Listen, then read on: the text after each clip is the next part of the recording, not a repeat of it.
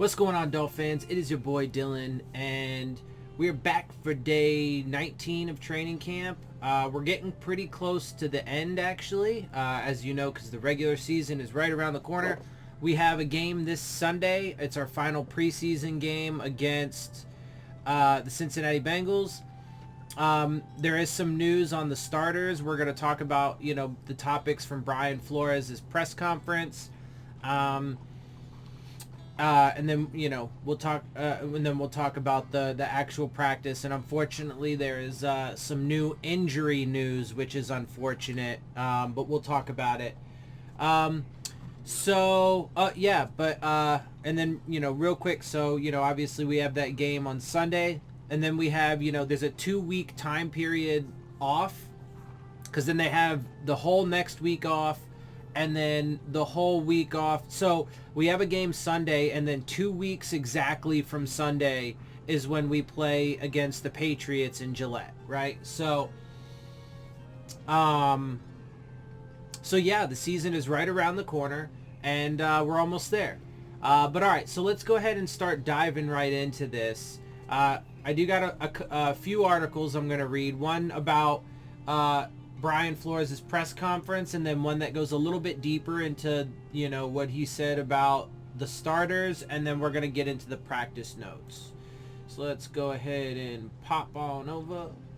Let's see. Okay, so this is his thoughts, Brian Flores' press conference. The first question involves the inside linebacker position opposite Jerome Baker. We like the group. There's a lot of competition there. Flores says the team will try to keep as many players as possible at that spot. Okay, Tua will not play Sunday, and the team probably will rest most of the starters.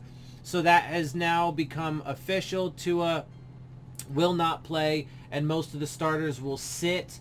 I would think that you would still see the starting offensive line. I would think, personally, because, well, they need some play time. So there's still conversations ongoing regarding whether any of the prominent wide receivers will be making their preseason debut against Cincinnati. The four would be Parker, Fuller, Williams, and Wilson.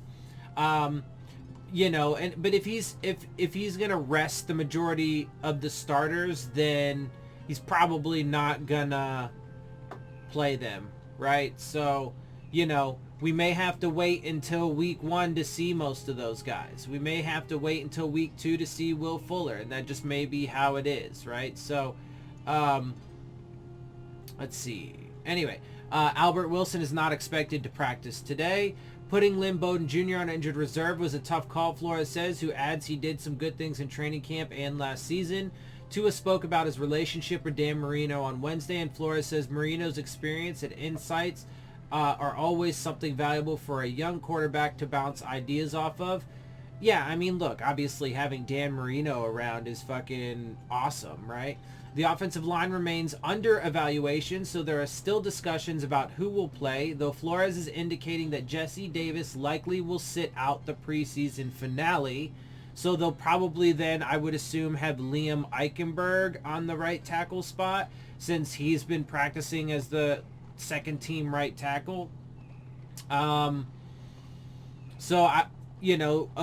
minus Jesse Davis, then maybe the rest of the offensive line, Jackson, Kinley, Dieter, and Hunt. I don't know. We'll see. Honestly, at the end of the day, this last game, obviously it really just mostly means something for the back half of the roster, right? And who's gonna fucking fill out what spots for the back, the last couple receiver spots and offensive linemen and linebackers and defensive backs and stuff, right? So, and then obviously a lot of those guys are going to be, expected to contribute on special teams, right? So anyway, this last game, I'm going to watch it. But there's probably not going to be a ton to take from it, other than maybe, who do you think is going to make the roster? But, if you watch my video from yesterday, Alan Poupard did his, and I actually went through his, and it was because it was put together well, and I just, said what I thought my differences were. A lot of stuff I agreed with him on, but there were some changes and some differences that I made, for players like Kirk Merritt and Trill Williams, and I moved some other things around as well too. But anyway, check that out because it was good, and I think that I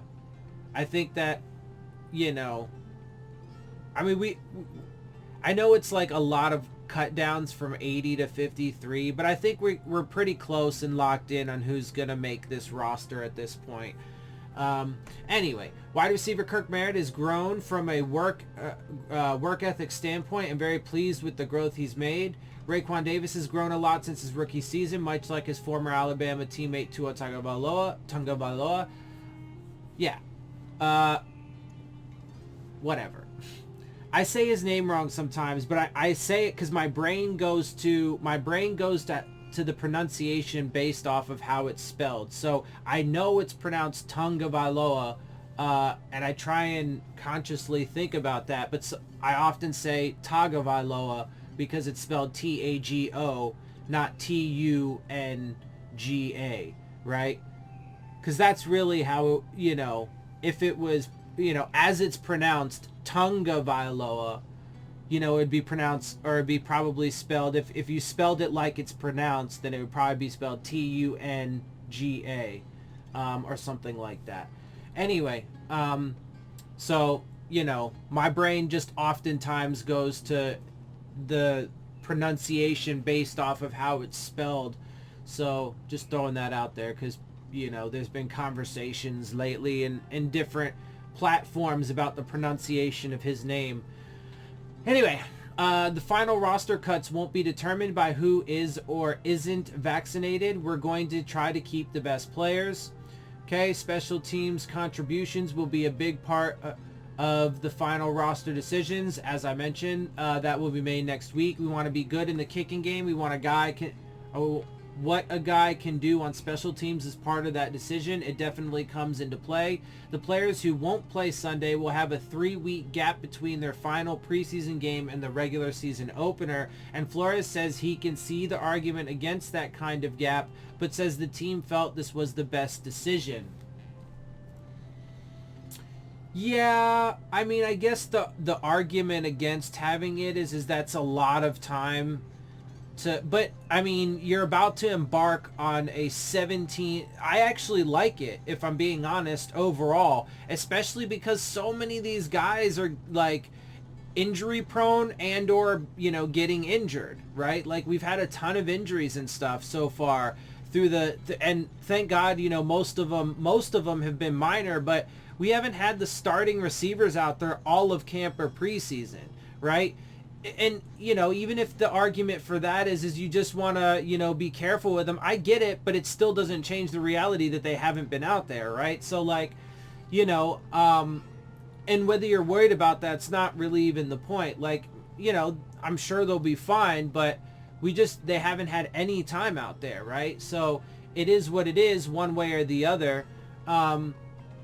But, and honestly, in that regard, and for the same point to the, to the length of time that they have off, the concern there is the rust, right? You got to shake off the rust. And so, in the case of having 3 weeks off, I guess the argument could be is that maybe you get a little rusty while you're just kind of sitting around. But it's not like they're going to have practice, right? Like, they just don't have a game. I'm pretty sure, next week they have, so today was the last practice that was open to the public. Tomorrow's going to be the last practice that's open to the media. But I'm pretty sure they have practice next week, and then after that, it's getting ready for the first game of the season. So they still have practice, and honestly, next week is probably when they are going to do, a lot of additional installs that they didn't want to have on tape during the open portions of the off season, right, and the preseason work. So, there's actually going to be a lot more of the playbook on both sides of the ball installed, next week. So, but it's not like my point is it's not like they're not gonna practice, right? Like, so they're definitely gonna practice next week. It's just not going to be open to the media or to fans, so they can do, you know, bigger installs. And then, like I said, the following week, of course, they're going to practice that week too, because that's the week that they're going to be game planning and getting ready for the New England Patriots, right? So, you know, now at some point they obviously have to fly to New England. So they're going to practice probably like Tuesday, Wednesday, Thursday, maybe fly out Friday. And then have the game on Sunday. Probably. They might do like a little walkthrough on Saturday, you know, in Gillette. Something along those lines. Or maybe, you know, maybe they fly out Saturday and do a walkthrough Friday. Whatever, something along those lines. Anyway, did I finish this? So, you know, at the end of the day, I actually like it because, again, we've had a ton of injuries and we've had more today, which we're going to get to. So I like it, honestly. I like them sitting. I like the fact that the starters are not going to be having... I mean, they had their dress rehearsal. You chose to have it last game. Let this be the one that you know, evaluate the rest of the roster and give those guys their opportunity, because there isn't another one. So let the back half of the roster have their opportunity to try and show why they deserve to be on the team, right? Anyway, Flores says the decision to rest key players against Cincinnati probably was made before the last game. Says the performance against Atlanta certainly didn't hurt. Yeah. All right, and so we are going to get into a little bit more specifics on what he had to say about that. But also, I just want to say really quick, you know, I know a lot of people don't care and we actually don't, like, really talk about it very much. But I do feel bad for these guys that get cut, man. Not just because, you know, they're losing out on a good amount of money. I mean, even back-end roster guys and, like, practice squad guys still make a decent amount of cash. But really, more importantly, it's just because, man, like, you know, these teams talk about wanting, and, you know, Brian Flores and the Dolphins, they say these things, you know, they talk about wanting to have guys who love the game, right? But the fact of the matter is that they cut dudes all the time who love the game, right? So many of these back-end roster guys, and that's why I feel bad for them, because this is a lot, for a lot of these guys, this is their dream, man. And they want to play in the NFL. They want to be a professional football player. And, you know, they want to be out there in the big lights and stuff like that. But, you know, for a number of reasons, sometimes it's injuries, you know, or whatever. And sometimes they're just not good enough to compete on this level. And that's how it is, right? So it is what it is at the end of the day. But I do feel bad for these guys because, man, it's, you know, they're missing out on an opportunity to live their dream. And look, just think about if that was you. And it doesn't even have to be football. Whatever your dream job is, right? Whatever it is that you could do in your life that would, like for me right now, if I'm keeping it real, it would be doing this. I would love to be able to be way more involved, you know, watching film and stuff a lot more, have a lot more resources available to me. I would love to be able to have the, you know, subscriptions to the different articles and the, you know, blah, blah, blah, right? Like, I'd love to be able to have all this stuff so that way I can, you know, and to be able to set up a studio and have better, you know, editing equipment and software and blah, blah, blah, you know, whatever. But it is what it is, man. You know, sometimes you don't get to live your dreams. And there was a time where, you know, well, I mean, if I'm keeping it real, playing in the National Football League is still a dream job of mine. Not a realistic one by any stretch of the imagination. But, I mean, I would love to play in the motherfucking NFL. I would never cut it, right? But, like, I know that. But, like, yeah, I'm 5'7", and I'm you know, I work out plenty and I'm in good shape and stuff. It's not that, although, you know, their workouts certainly would fucking destroy me the first day for sure. But anyway, like, my point is It's their dream, man. And then they also, miss out on an opportunity to make the kind of money that, could set their families up for the rest of their lives as well, right? Because then if they don't ever, if they don't ever catch on, not only do they miss with any team, not only do they miss out on their dreams, but then they miss out on the opportunity to, to prove themselves, or to make it, right? Because sometimes dudes just need a little time to develop and get adjusted and stuff. Right. And so, a lot of these guys could actually, be good players in the National Football League if they were given a little bit more time. Right. But there's just always such a large influx. Right. Because every year you have the draft and then all these undrafted free agents. And, with free agency being a part of the way that the game works these days. Right. You have guys just moving around so much. And there's just so much flow of personnel, right, and of players. So, anyway, that's enough about that. I just wanted to say, personally, I get it's a business, and I understand that these guys, it's the best of the best, and you have to prove yourself. You have to be consistent. You have to stay healthy. I get all those things, but I also still feel bad for these guys.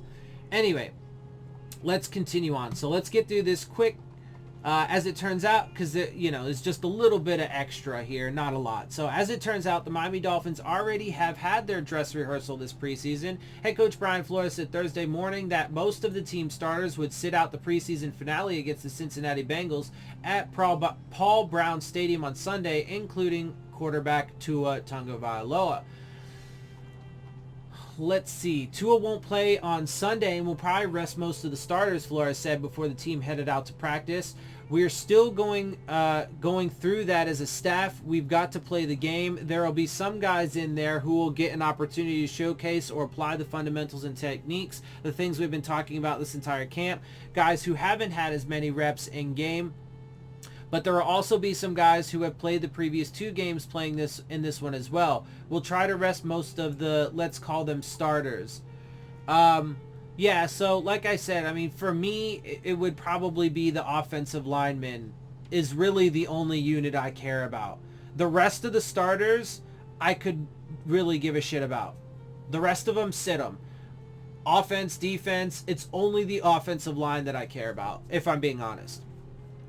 Among the starters likely to see action against the Bengals, based on Flores' comments, are the young offensive linemen. Flores said that right tackle Jesse Davis likely won't play, but didn't mention anybody else up front, an indication that Austin Jackson, Robert Hunt, Michael Dieter, Solomon Kinley, and rookie second-round pick Liam Eichenberg all might see action. And that's, like I said, that's what I would expect. For Tagovailoa, this means he'll end his first NFL preseason going 24 for 34 for 282 yards with 1 touchdown and 1 interception and a 93 passer rating.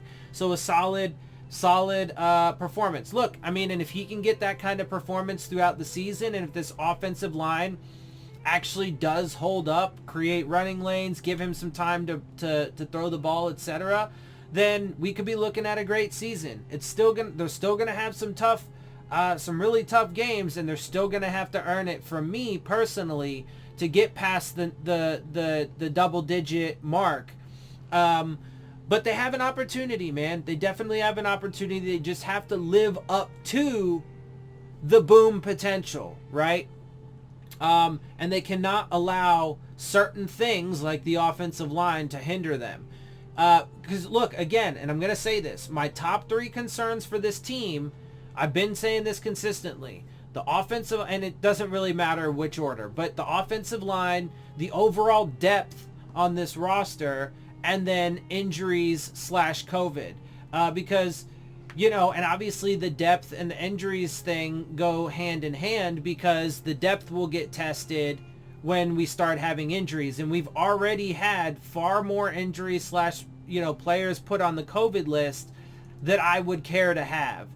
And unfortunately injuries are going to happen, and they're going to have packed stadiums and stuff, so there are going to be, I find it near impossible that we're not going to have to play somebody on the COVID list at some point this season, and we could end up having, a substantial number of players put on the COVID list. Hell, Tua could end up being placed on the COVID list at some point because of just being in close contact to somebody. You know, maybe Charlie Fry gets it or something. God forbid, knock on wood, whatever. Like, you know, whatever, right? But like, so, anywho, let's continue on. He was particular. Those are my top 3. You guys know that. I've been saying that. And that's my, you know, those are my concerns going into the season. Unfortunately, though, those are things that could realistically derail the season. Hopefully that doesn't happen, but we just have to wait and see how it plays out. He was particularly impressive in the 37-17 victory against the Atlanta Falcons at Hard Rock Stadium on Saturday when he completed 16 of 23 passes for 183 yards and 1 touchdown. And it is fair to point out that they did rest almost all of their starters. If I'm not mistaken, from the reports that I've seen, they had 2 defensive backs, starting defensive backs, and the starting right tackle because he's a rookie and they're trying to get him playing time. But other than that, they rested all the rest of their starters and then a handful of players that are I would assume rotational players or, you know, second teamers. Anyway, so it is context, right? Because if we want to talk about, oh, you know, the you know, for the optimistic folk who want to be like, you know, the offensive line only struggled against the Bears because they have a imposing defensive front. If you want to use that context, which is important, and I think you should, because it's part of the context of the situation and why the situation played out the way it did, you gotta hold to your principles and you gotta use the context here. And so it is important context, but that doesn't take away necessarily, right, from the good performance. And there are certainly individual things like Tua. Look, the offensive line still did have its struggles against the Falcons, but Tua in particular, he did navigate the pocket really well, still made his throws, still ran through his reads, was doing phenomenal things, right?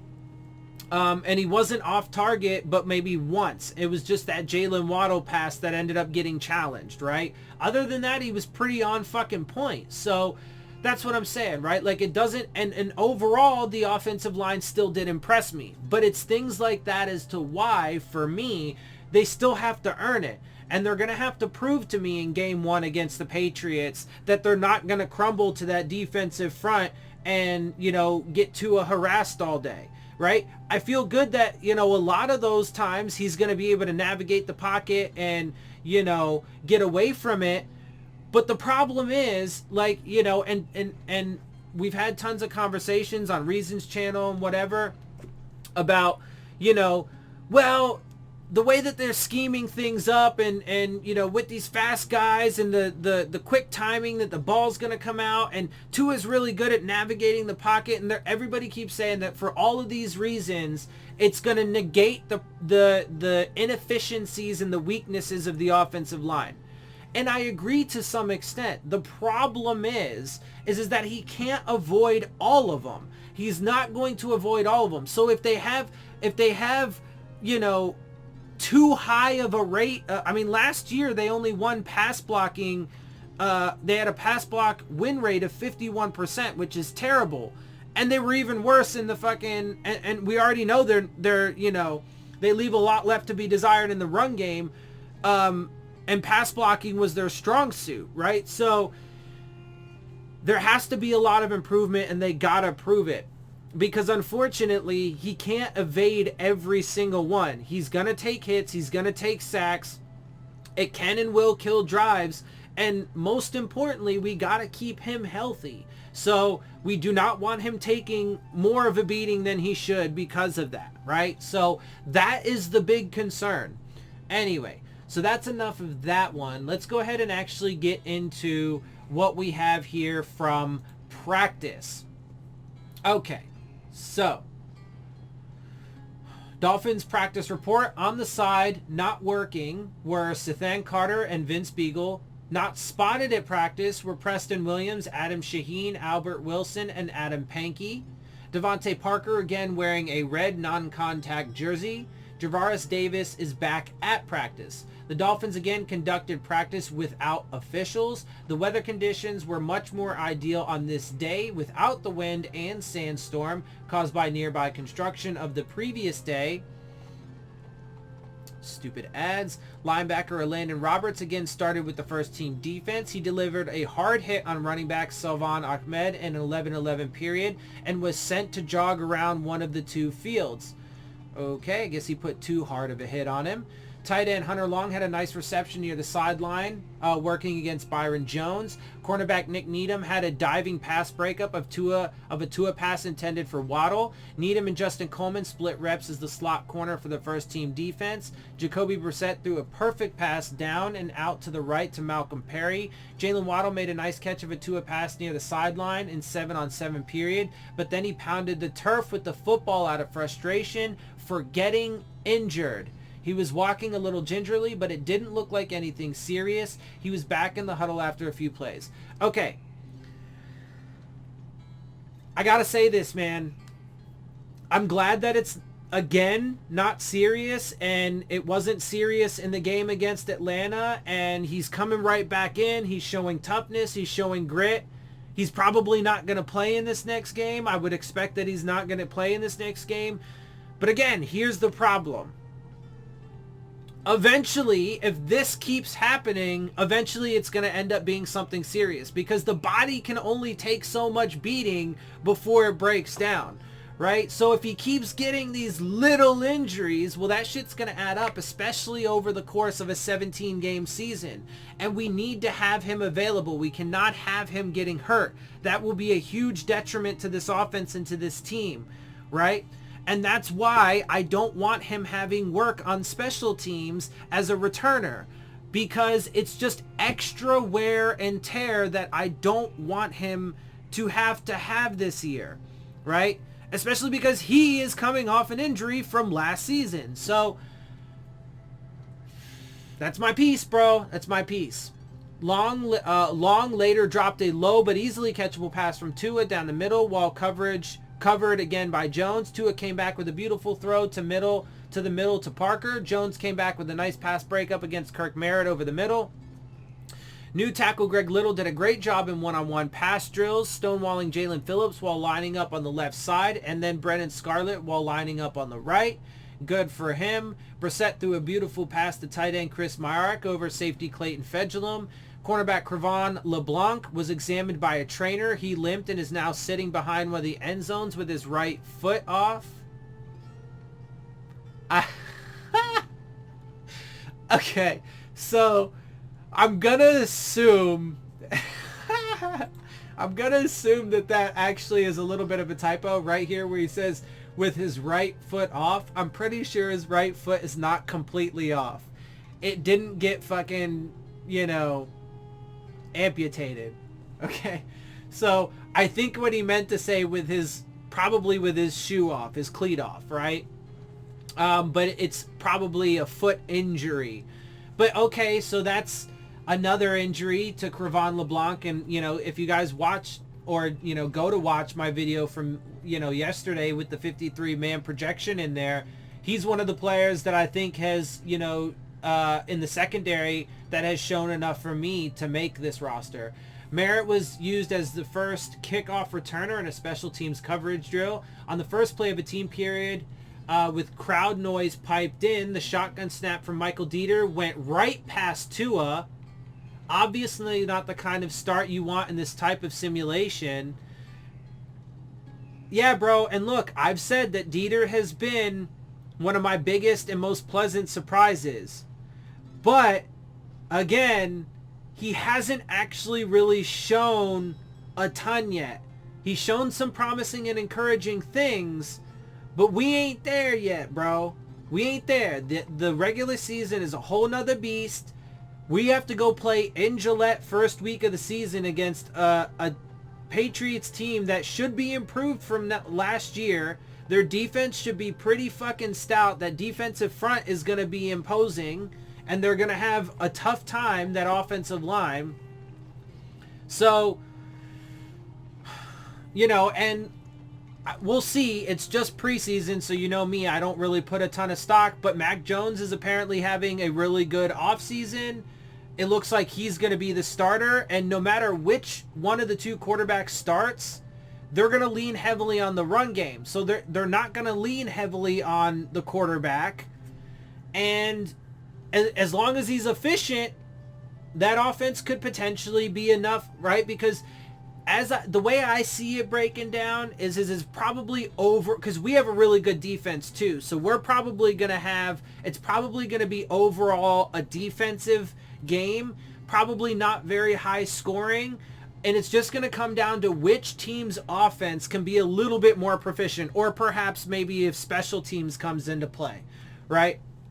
Special teams touchdown or something like that, right? So, yeah, that's definitely not, and one thing that I've, pointed out to people is that this is going to be the first time that Tua and this offense are going to have to operate live bullets in the regular season against a team and execute, an NFL level offense against a team with a full stadium and crowd noise. And it's tough.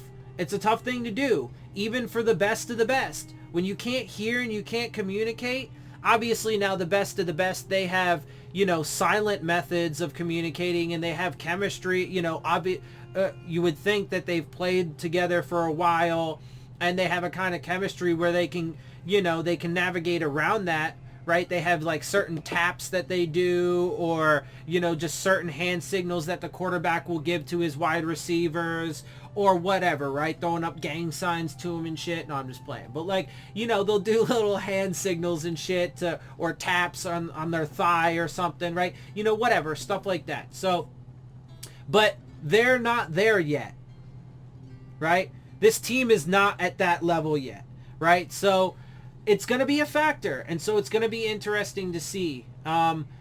But yeah, so that part right there is definitely not encouraging, especially because then the guy who is backing him up is likely going to be Skura, who's also had his own snapping issues. So look, that's why I said, bro, they still got to earn this shit from me, because once the regular season hits, that's when it becomes real, and that's all that matters. That's all that matters, is the games going on from September 12th until the end of the season, or postseason if you get there, right? So anyway, let's see.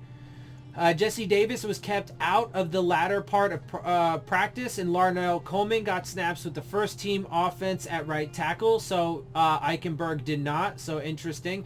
Linebacker Duke Riley got to Brissett for a would-be sack, and Jalen Phillips did the same on the very next snap, so good for Phillips, because we do need to see more out of him. I mean, look, the thing is, though, is I personally hate putting rookies in a position where they just have to perform. But unfortunately, he is in a position where we are going to be reliant on him, right? So he's going to have to adjust quickly to the NFL. He's going to have to get used to playing more linebacker than he is used to, right? He's done it, but he was primarily a hand-in-the-dirt edge rusher, right? He's going to have to get used to dropping back more often. He's going to have to limit the rookie curve and the rookie mistakes and so on and so forth. And he's going to have to be impactful, because he's one of the prominent players that we are going to be relying on for our pass rush to improve from last year, right? And the run defense, right? So he's got to perform when he's on the field. So anyway, whether I like it or not, whether he likes it or not, he is in that position. Roberts dropped an easy interception on a pass that Tua threw right to him, then jogged off the field and did some push-ups.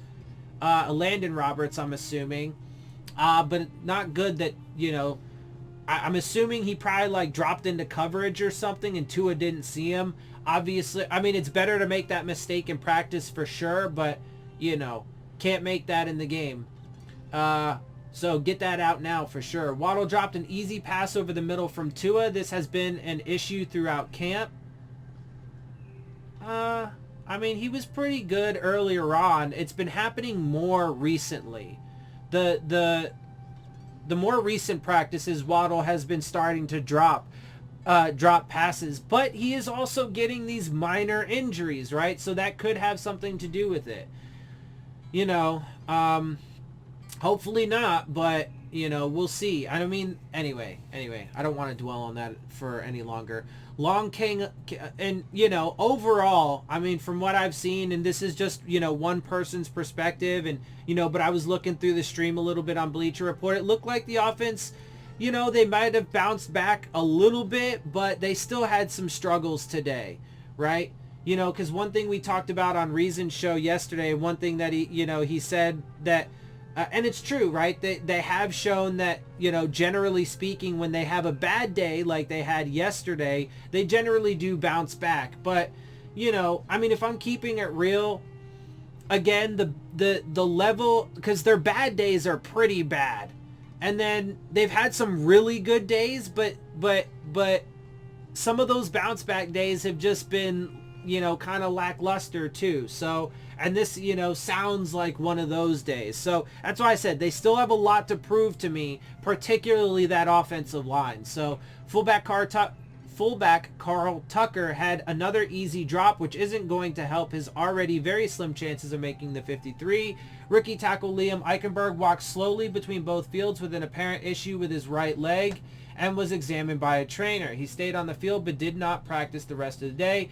Could be part of why he didn't end up taking those right tackle snaps. But so Waddle gets a minor injury. Liam Eichenberg has an injury. Crevan LeBlanc has some kind of injury. So, and look, you know, I'll just say this one more time before I wrap up. You know, I told you guys in one of my previous videos that I had a conversation, you know, in the backstage of Reason's show. You know, he opens up to the panel with StreamYard, and then, you know, sometimes we'll hang out and chat in the backstage. And I was talking to one of the guys there, and you know, he had posed to me, you know, the question of, well, you know, the Dolphins are practicing in this extreme South Florida heat. And, you know, obviously it's gotten significantly worse because of climate change over the past, you know, decade or so or whatever. And steadily it's been getting worse each and every year, right? Because the planet's overall temperature is rising, so it's rising everywhere, right? So, you know, but he posed to me, do you think that this might be having an effect on, you know, injuries and stuff and wearing on these guys? And yeah, you know, I got to keep it real. I do.